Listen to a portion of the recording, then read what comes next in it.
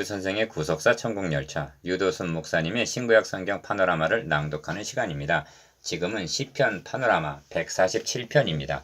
시온아 너희 하나님을 찬양하라. 요절은 19절 저가 그 말씀을 야곱에게 보이시며 그 율례와 규례를 이스라엘에게 보이시는도다.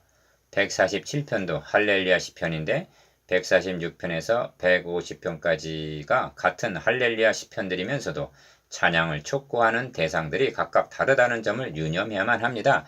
146편은 할렐루야 내 영혼아 여호와를 찬양하라 하고 내 영혼에게 촉구했는데 147편은 할렐루야 우리 하나님께 찬양하라 하고 우리로 되어 있습니다. 이 우리가 12절에서는 예루살렘아 여호와를 찬송할지어다 시온아 너의 하나님을 찬양할지어다 하고 교회 공동체임이 드러납니다. 147편은 도표에 나타난 대로 세 번 등장하는 찬양하라는 1절, 7절, 12절 촉구를 통해서 세 단원으로 나누어집니다. 찬양해야 할 이유로 첫째 단원에서는 여호와께서 예루살렘을 세우시며 흩어진 자를 모으시며 한 2절 포로를 귀환케 하셔서 회복하여 주셨음을 들고 있고 둘째 단원에서는 여호와의 인자를 11절 셋째 단원에서는 저가 그 말씀을 야곱에게 보이시며 그 율례와 규례를 이스라엘에게 보이시는도다 하고 19절 족장들에게 세워주신 언약을 들고 있습니다. 여기에 핵심이 있습니다. 첫째 단원 1절에서 6절 시온을 세우시는 하나님을 찬양하라. 둘째 단원 7절에서 11절 하나님의 인자를 바라고 찬양하라. 셋째 단원 12절에서 20절 언약을 세워주신 하나님을 찬양하라. 첫째 단원 1절에서 6절 시온을 세우시는 하나님을 찬양하라. 1절 1.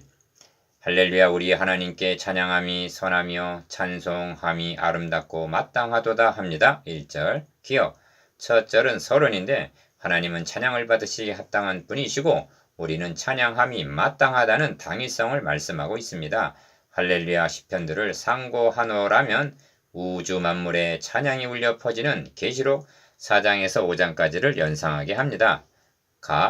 24장로들이 자기의 면류관을 벗어 드리면서 우리 주 하나님이여 영광과 존귀와 능력을 받으시는 것이 합당하오니 주께서 만물을 지으신지라 만물이 주의 뜻대로 있었고 또 지으심을 받았나이다 하고 계시록 4장 11절 경배와 찬양을 드립니다. 합당하시다는 고백이 중요합니다. 입술로는 찬양합니다. 감사합니다. 영광을 돌립니다 하면서 마음 중심에 찬양, 감사, 영광을 받으시기에 합당하시다는 이유를 모르고 있다면 이것이 얼마나 공허한 일이겠는가? 니은 그래서 찬양할 이유 첫째로 여호와께서 예루살렘을 세우시며 이스라엘의 흩어진 자를 모으시며 합니다. 2절 예루살렘을 세우시며 하는 것은 성을 중건한다는 뜻이기보다는 회복하신다는 의미입니다.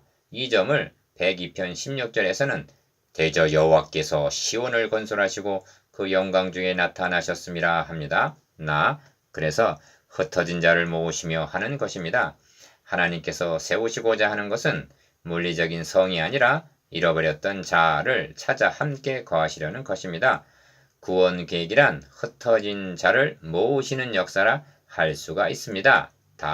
이 점을 모세를 통하여 너희 하나님 여호와께서 마음을 돌이키시고 너를 긍휼히 여기사 너의 포로를 돌리시되 너의 하나님 여호와께서 너를 흩으신 그 모든 백성 중에서 너를 모으시리니 너의 쫓겨간 자들이 하늘가에 있을지라도 너의 하나님 여호와께서 거기서 너를 모으실 것이며 거기서부터 너를 이끄실 것이라 하고 신명기 30장 3절 4절 말씀하신 바요.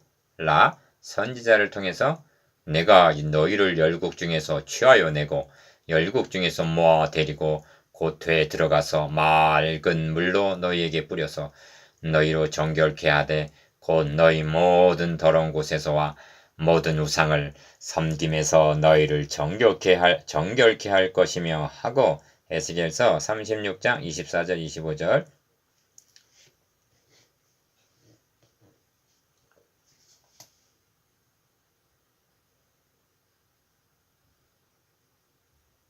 예언하신 바입니다.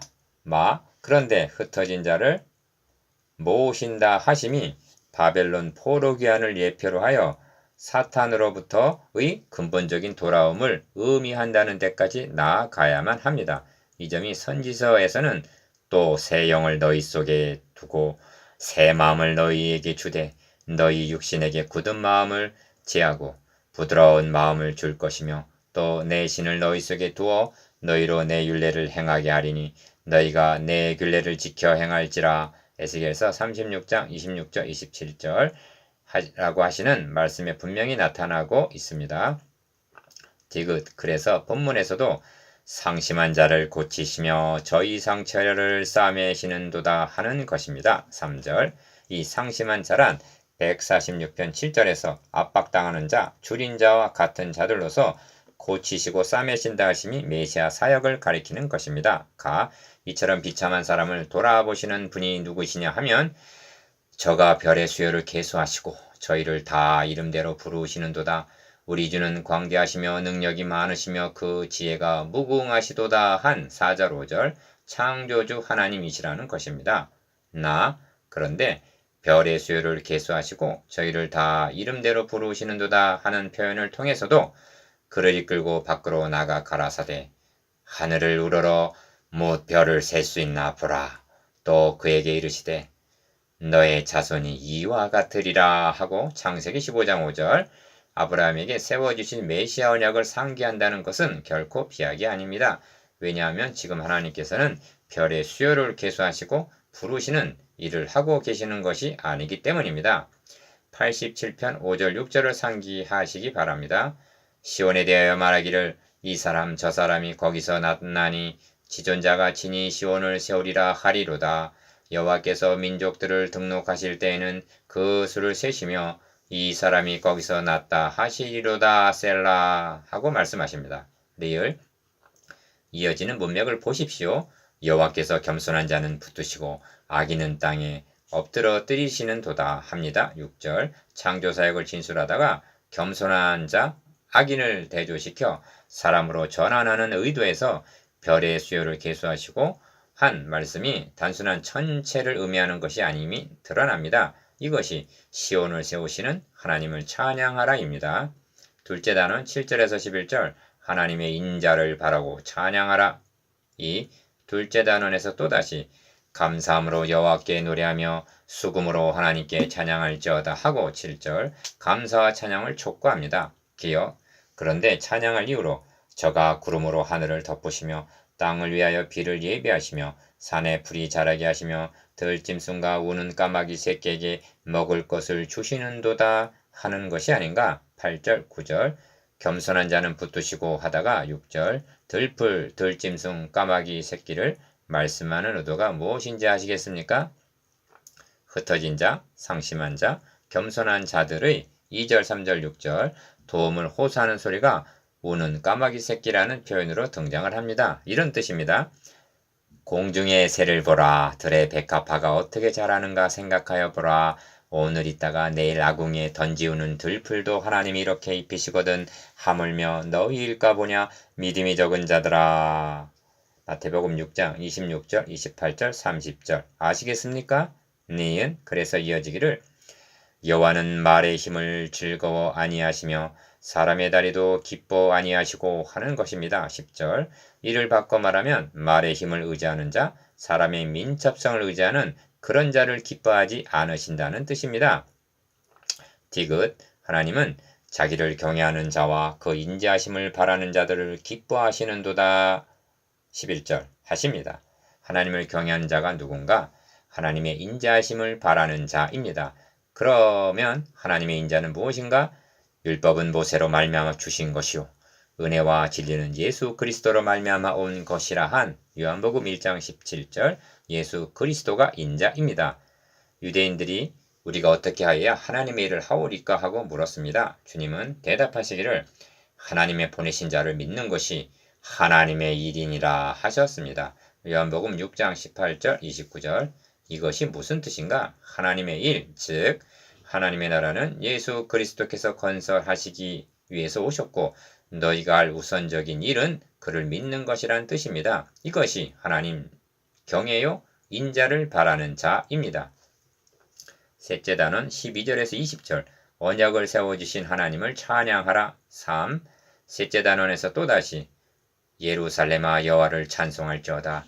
시온아 너의 하나님을 찬양할지어다 하고 12절 찬양을 촉구합니다. 기억 그리고 찬양할 이유로 저가 너의 문빗장을 견고히 하시고 너희 가운데 자녀에게 복을 주셨으며 합니다. 13절 이는 회파되었던 예루살렘 성벽을 복원한 사실을 가리키는데 느헤미야는 자 예루살렘 성을 중건하여 다시 수치를 받지 말자 하고 느헤미야서 2장 17절 독려하면서 성벽을 복원하고는 내가 저에게 이르기를 해가 높이 뜨기 전에는 예루살렘 성문을 열지 말고 아직 파수할 때 곧 문을 닫고 빗장을 치르며 또 예루살렘 거민으로 각각 반차를 따라 파수하되 자기 집 맞은편을 지키게 하라 하고 느헤미야서 7장 3절 방비하였던 것입니다.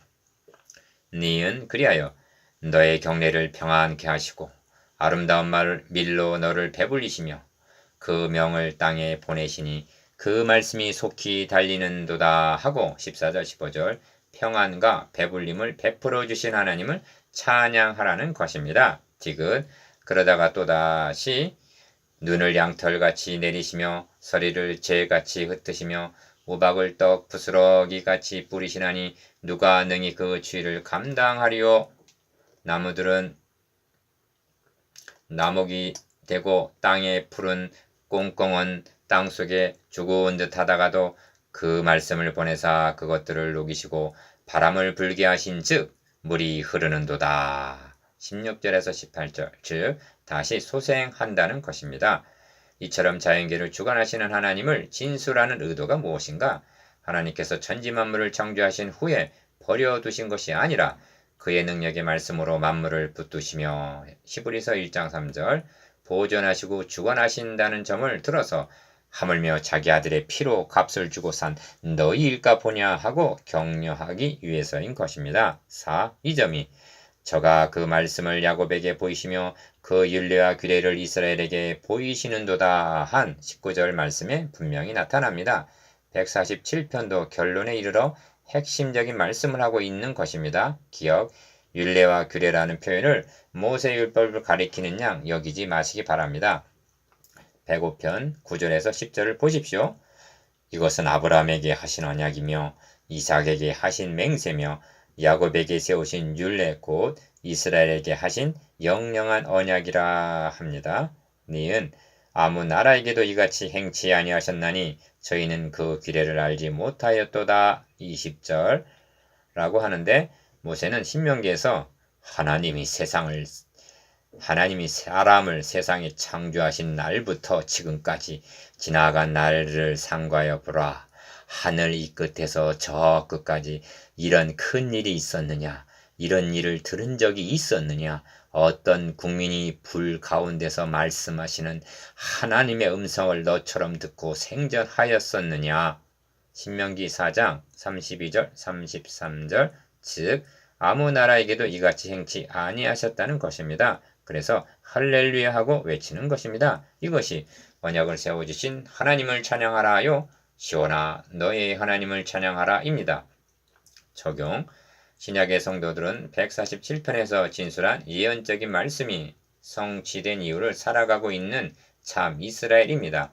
요한복음 1장 47절 갈라디아서 6장 16절 본문에서 성도들이 행해야 할 것은 찬양 외에는 없습니다.